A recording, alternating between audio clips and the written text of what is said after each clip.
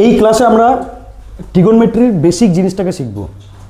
Normally প্রথম থেকে বা আমরা ক্লাসে যেভাবে করে ট্রিগোনোমেট্রি শিখেছিলাম আমাদেরকে মুখস্থ করিয়েছিল, তাই না? তো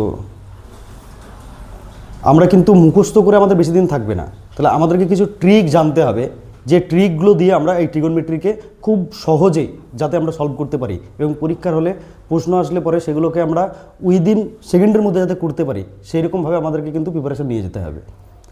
এবং এটা জটিল বলে আমরা কিন্তু মাধ্যমিকে এই জিনিসগুলোকে কী করেছিলাম, মুখস্থ করে চলে যেতাম। তো মুখস্থ করার পরে যদি সেই ধরনের প্রশ্ন আসতো তাহলে আমরা অ্যান্সার করতে পারতাম, না হলে পরে আমরা ছেড়ে দিয়ে চলে আসতাম। কিন্তু এখন সেটা হবে না।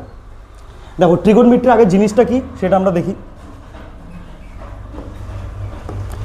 ট্রিগোনোমেট্রি মানে বাংলায় কি বলা হয়? ত্রিকোণমিতি। ত্রিকোণ, তিনটে কোণযুক্ত কোনো চিত্রকে আমরা কি বলছি? ত্রিকোণমিতি। তো এটা হলো গণিতের একটি অত্যন্ত গুরুত্বপূর্ণ শাখা, যেখানে ত্রিভুজের বাহু এবং কোণের মধ্যবর্তী সম্পর্ক কি বলছে? বাহু এবং কোণের মধ্যে যে সম্পর্ক তৈরি হবে সেটাকে আমরা কি বলছি? ত্রিকোণমিতি বা ট্রাইগোনোমেট্রি। গ্রিক শব্দ ট্রাইগোনন, যার অর্থ হচ্ছে ত্রিভুজ, এবং মেট্রন, যার হচ্ছে পরিমাপ, এই থেকে শব্দটির উৎপত্তি হয়েছে। এইটার বর্তমানে আমাদের বাস্তবিক জীবনে প্রচুর কিন্তু কাজে লাগে। যেমন আমি বলছিলাম যে আমরা যদি এখন এভারেস্টের উচ্চতা মাপতে যাই, তাহলে এভারেস্টের উপরে একজন দাঁড়াবে, নিচে একজন দাঁড়িয়ে কি ফিতে ধরে মাপবে? না। তাহলে এটা কিসের মাধ্যমে মাপবে? এটা মাপবে হচ্ছে ত্রিকোণমিতির মাধ্যমে। যখন কোনো বড় ব্রিজ বানানো হয়, তার যে স্ট্রাকচার তৈরি করা হয়, সেই স্ট্রাকচার বানাতে গিয়েও কার হেল্প নেওয়া হয়? এই ট্রিগোনোমেট্রির হেল্প নেওয়া হয়। তো কিভাবে এটাকে আমরা দেখব? এর জন্য আমাদেরকে একটা চিত্র দেখতে হবে। এই চিত্রটাকে আমরা এখন ধরে শিখব। কি বলেছে ভালো করে দেখো। আবারও বললাম যে গুরুত্বপূর্ণ শাখা, যেখানে কি করা যায়? ত্রিভুজের বাহু আর কোণের মধ্যে মধ্যবর্তী সম্পর্ক। তাহলে একটা সম্পর্ক তৈরি হবে, একটা রিলেশন তৈরি হবে। আমরা জানি প্রত্যেক রিলেশনে একটা করে কি হয়? নাম হয়। তাহলে এই রিলেশনেও একটা করে নাম হবে। তো রিলেশনটা কি? এখানে একটা রাইট অ্যাঙ্গেল ট্রায়াঙ্গেল রয়েছে, এ বি আর সি। এটা ধরো একটা রাইট অ্যাঙ্গেল ট্রায়াঙ্গেল। এই ট্রায়াঙ্গেলটাই কি আছে? এ কোণ যেটা, সেটা 90 ডিগ্রি। এইবার আমি এখানে একটা কোণ ধরে নিয়েছি, কোণ বিকে, যেটা হচ্ছে থিটা। থিটা হচ্ছে একটা গ্রিক শব্দ, ঠিক আছে? তো এটার ভ্যালু যা কিছু হতে পারে, মানে এটা থিটার পরিবর্তে এক্সও থাকতে পারে, আলফাও থাকতে পারে, যা কিছু থাকতে পারে। তো এইবার আমরা এই তিনটার নাম কিভাবে ডিসাইডেড করব? যতক্ষণ না নাম ডিসাইডেড হবে ততক্ষণ কি হবে না? সম্পর্ক ডিসাইডেড হবে না। মানে ভাই আর বোনের মধ্যে কি হয়? ভাই বোনের সম্পর্ক হয়। পিতা আর পুত্রের মধ্যে কিসের সম্পর্ক হয়? পিতা পুত্রের সম্পর্ক হয়। মা আর ছেলের মধ্যে কি সম্পর্ক হয়? মা ছেলের সম্পর্ক হয়। তাহলে আমাকে বের করতে হবে কোনটা মা, কোনটা ছেলে, কোনটা পিতা, কোনটা পুত্র, কোনটা ভাই, কোনটা বোন। এই ধরনের সম্পর্ক আমাকে খুঁজে বের করতে হবে। তো কিভাবে বের করব? যে জায়গায় আমার কোনটা আঁকা আছে, কোন যেখানে আঁকা আছে, যে বাহুর উপর দাঁড়াবে কোনটা, সেই বাহুটাকে আমরা কি বলবো? বেস বা ভূমি। যে কোণের উপর বেস করে কোনটা দাঁড়াবে সেটাকে আমরা কি বলবো? বেস বা ভূমি। আর কোণের ঠিক বিপরীত দিকে যে বাহুটা থাকবে তাকে আমরা কি বলবো? পারপেন্ডিকুলার বা লম্ব। তাহলে আমি লম্ব পেয়ে গেলাম, আমি ভূমিও পেয়ে গেলাম। কোনটাকে ভূমি বলছি?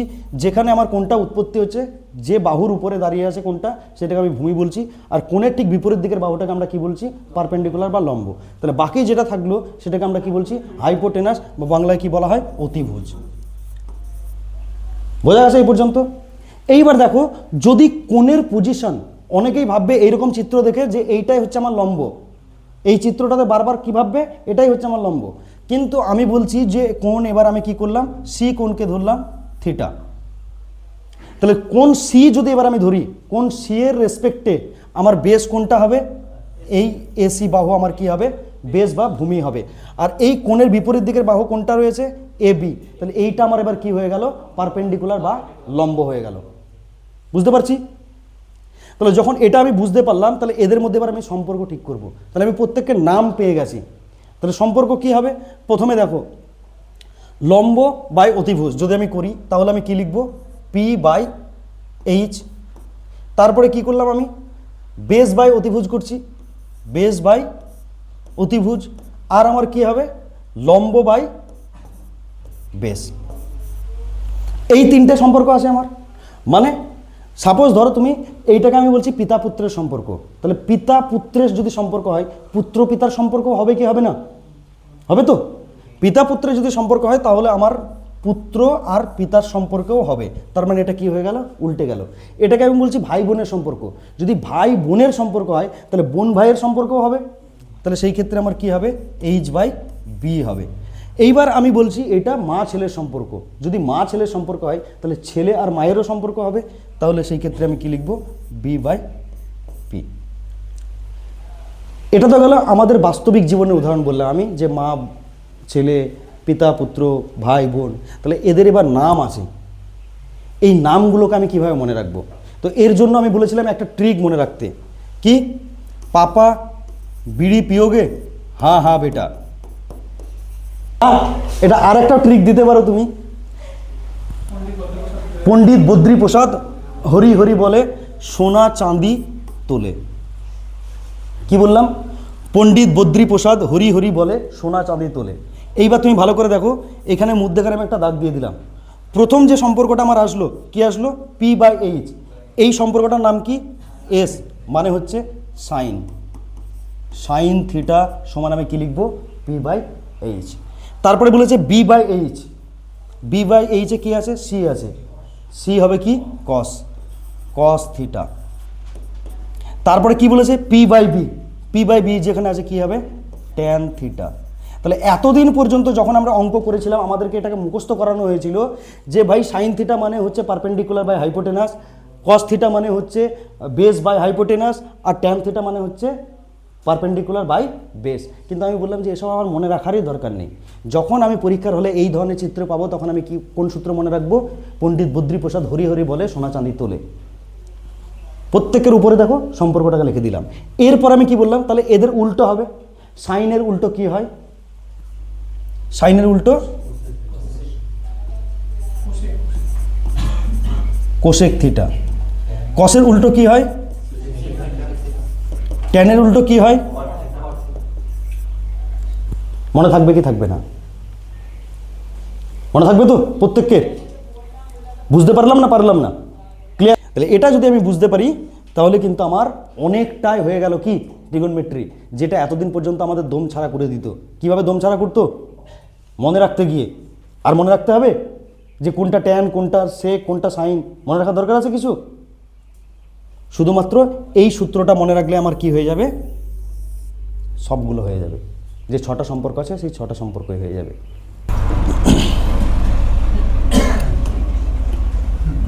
এরপর দেখো আমি বলেছিলাম যে এইবার আমার এদের নাম মনে রাখতে হবে। নাম তো মনে রাখলাম, তাহলে কি করতে হবে, এদের এবার মান মনে রাখতে হবে। তো এখানে মান মনে রাখার জন্য আমরা যে ট্রিকটা ইউজ করবো সেটা হচ্ছে হ্যান্ড ট্রিক। হ্যান্ড ট্রিক মানে বাম হাতটাকে দেখো, এখানে যে চিত্রটা দেওয়া আছে বাম হাত দেওয়া আছে, 0, 30, 45, 60, 90। এইবার কি বলেছে, আমরা আবারও 3টাকেই মনে রাখবো, সাইন, কস, ট্যান, এই 3জনকে। তো সাইন কি বলেছে, bottom finger √root bottom finger by 2। Cos কি হবে, √টপ ফিঙ্গার বাই 2। আর ট্যান কি হবে, bottom finger by top finger. এইবার কি বলেছে, এখানে দেখো কিছু ইম্পর্টেন্ট পয়েন্ট লেখা আছে। পয়েন্টে কি লেখা আছে, সাইনের জন্য নির্দিষ্ট আঙুলটির নিচের কয়টি আঙুল আছে তা গুনবো। সাইনের জন্য কি করব বললো 40 ডিগ্রি, তাহলে 40 ডিগ্রির পরে 45 ডিগ্রির পরে কতগুলো আছে, 2টো আছে। তো এরকমভাবে গুনবো। আর কসের জন্য কি করব, উপরে কয়টা আঙুল আছে গুনবো। এখানে বললো 45 ডিগ্রি, তাহলে উপরে কটা আছে সেটা গুনবো। আর ট্যানের জন্য নিচের আঙুল বাই উপরের আঙুল।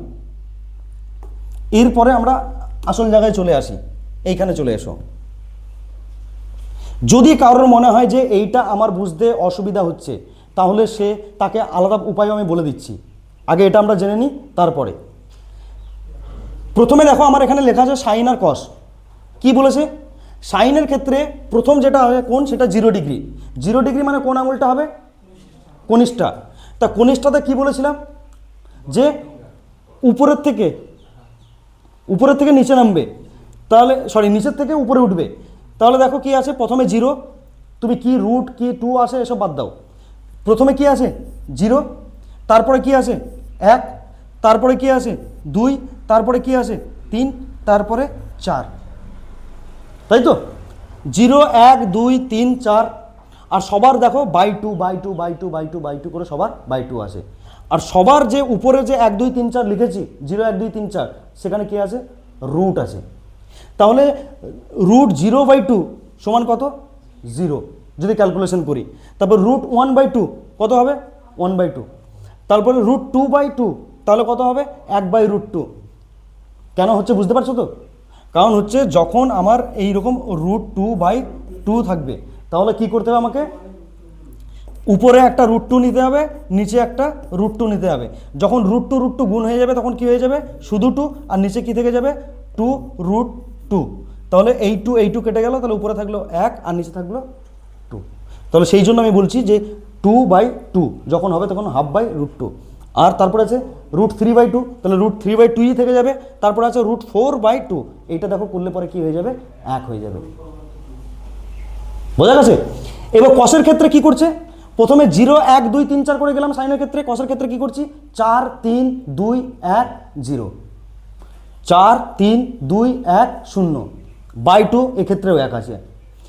এরপরে √4/2 কত হবে একই হবে, √3/2 থেকে যাবে √2/2, তাহলে 1/√2 হবে, √1/2 তার মানে 1/2 হবে, আর √0/2 মানে 0 হবে। তাহলে তুমি এটাকে বাম হস্তের আঙুল দিকেও করতে পারো, বা তুমি এইবার দেখো ভালো করে উপর থেকে এবার কি যাবে কাউন্টিং হবে। তো উপর থেকে যদি কাউন্টিং হয়, আমরা আগে দেখলাম 0 1 2 3 4 করে গেল, এরপরে 4 3 2 1 করে যাবে। এইবার তুমি ভালো করে দেখো, যেটা তোমাদেরকে বলছিলাম যে সাইনের যেটা আমার 90 ডিগ্রি সেটা কসের কি হয়ে গেল 0 ডিগ্রি, সাইনের যেটা আমার 60 ডিগ্রি ছিল সেটা ওর কততে হয়ে গেল 30 ডিগ্রিতে, আর সাইনের 45 ডিগ্রি আর কসের 45 ডিগ্রি কি হয়ে গেল সেম হয়ে গেল। তাহলে আমি চাইলে পরে আঙুল দিয়েই শুধু সাইনের মান কটাকে মনে রাখবো, মুখস্থ করার দরকার পড়বে না। 0 1 নম্বর আঙুল মানে 0, তাহলে √0/2, 2 নম্বর আঙুল মানে হচ্ছে √1/2, 3 নম্বর আঙুল মানে হচ্ছে √2/2, 4 নম্বর আঙুল মানে হচ্ছে √3/2, আর 5 নম্বর আঙুল মানে হচ্ছে √4/2। তাহলে এইটা দিয়ে যখন আমি সাইনের ভ্যালু পেয়ে গেলাম তখন আমি কার ভ্যালু পেয়ে যাচ্ছি কসের ভ্যালু পেয়ে যাচ্ছি। চলো এরপরে একটা চার্ট দেওয়া আছে, পুরো সূত্রটা যেখানে লেখা আছে। তাহলে এইবার দেখো সাইন উল্টো হচ্ছে আমার কি কস, এইবার ট্যান, এই ট্যানের ভ্যালু কিভাবে আসছে, এই যে 1/√3 আমি বললাম যে যদি আমি সাইন আর কস জানি তাহলে আমার কি বেরোবে ট্যান বেরোবে। তো কিভাবে ট্যান বেরোচ্ছে সেটাকে আমরা দেখছি। দেখো এইবার এখানে আমি কি লিখেছি, একটা ষড়ভুজ নিয়েছি, ষড়ভুজের 6টা অ্যাঙ্গেল আমি কি দিয়েছি 6টা নাম দিয়েছি, যে 6টা সম্পর্ক ছিল সেই 6টা সম্পর্ককে আমি বসিয়েছি। তো এখানে আমি বসিয়েছি ট্যানকে, তারপরে সাইন, তারপরে কস, তারপরে কট, তারপরে কোসেক, তারপরে সেক। কিভাবে দেখো তোমরা কিভাবে মনে রাখবে, প্রথমে 3টেকে বসাবে, ট্যান সাইন কস, ঠিক আছে। এরপরে কি হবে, সাইনের উল্টো কি কোসেক, কসের উল্টো কি সেক, আর ট্যানের উল্টো কি কট। এরপরে আমি যেটা বললাম যে আমি এবার ট্যানের ভ্যালু বের করব, ট্যানের ভ্যালু, তার জন্য আমার কি দরকার, সাইন 30 ডিগ্রি ভ্যালু কত 7 মানে 2 নম্বর হাফ, সাইন 30 ডিগ্রি ভ্যালু হচ্ছে হাফ। আর সাইনের পরে কি ছিল কস, কস 30 ডিগ্রি ভ্যালু কত √3/2, এইটা ভ্যালু। তো এইখান থেকে আমি কার ভ্যালু বের করব ট্যানের ভ্যালু। কিভাবে ভালো করে দেখো, এই যে ষড়ভুজটা আমি দিয়েছি এইটাকে কিভাবে লিখব, ট্যান থিটা যখনই লিখলাম এইটা সমান হচ্ছে, এবার ক্লকওয়াইজ যাবে, তার মানে কি sine theta by cos theta. তাহলে ট্যান থিটা মানে কি ক্লকওয়াইজ গেলে পরে কি হয় sine theta by cos theta. তাহলে সাইন থিটা যখন বলবে যে সাইন থিটা মানে কি cos theta by cot theta, যখন কস থিটা বলবে cot theta by cosec theta, যখন কট থিটা বলবে তখন কোসেক বাই সেক থিটা। ঠিক আছে, ক্লকওয়াইজ যাচ্ছে। তাহলে দেখো সাইন থিটার আমি ভ্যালু বের করছি, তাহলে সাইন 30 ডিগ্রি ভ্যালু, এখানে থিটা না লিখে আমি লিখলাম ট্যান 30 ডিগ্রি ভ্যালু বের করব, ট্যান 30 ভ্যালু বের করব। তাহলে আমাকে কি জানতে হবে সাইন 30 ভ্যালু আর কস 30 ভ্যালু। তাহলে সাইন 30 ভ্যালু কত হাফ, কস 30 ভ্যালু কত √3/2, এবার এইটার মানে কি, এইটার মানে হচ্ছে 1/√2 ইন্টু 2/√3। এবার ভালো করে দেখো 2 কেটে গেল, কত থাকলো 1/√3। আমি একবার সেই পেজে যাব, গিয়ে দেখব যে ট্যান 30 ডিগ্রির ভ্যালু 1/√3 কিনা। এটা বুঝতে পেরেছি আগে সবাই? কারণ এটা বেরিয়ে গেলে আমার লেখাটা চলে যাবে। দরকার হলে একবার লিখে নাও যে ট্যান 30 ডিগ্রি ভ্যালু আমি কীভাবে বের করছি। আমি কার কার জানি? সাইন আর কসের জানি। তাহলে আমি জানি ট্যান থিটা মানে হচ্ছে sine theta by cos theta. তাহলে সাইন 30 ভ্যালু হচ্ছে হাফ আর কস 30 ভ্যালু হচ্ছে √3/2। এইবার দেখো এখানে ট্যান 30 ভ্যালু কত লেখা আছে? ট্যান 30 কত আছে? বোঝা গেছে না? যায়নি? এইবার যদি এইখান থেকে আমি বাকিগুলো বের করার চেষ্টা করি তাহলে এটা আমার সাকসেস হয়েছে। এইবার বলে যে ট্যান 45-এর ভ্যালু কীভাবে বের করব? আমি তো জানি না এখানে কত আছে, আমি জানি না। তাহলে ট্যান থিটা সমান কি? Sine theta by cos theta. তাহলে সাইন থিটা আমার কত আছে? 1/√2 আর কস থিটা কত আছে? 1/√2। তাহলে এটা কি হয়ে যাবে? উল্টে যাবে না? বাই ছিল, তাহলে কি হয়ে গেল? √2 কেটে গেল, 1 কেটে গেল। দেখো অ্যান্সার কত ছিল? 1 ছিল তো, 1 বেরিয়ে গেল তো তার মানে।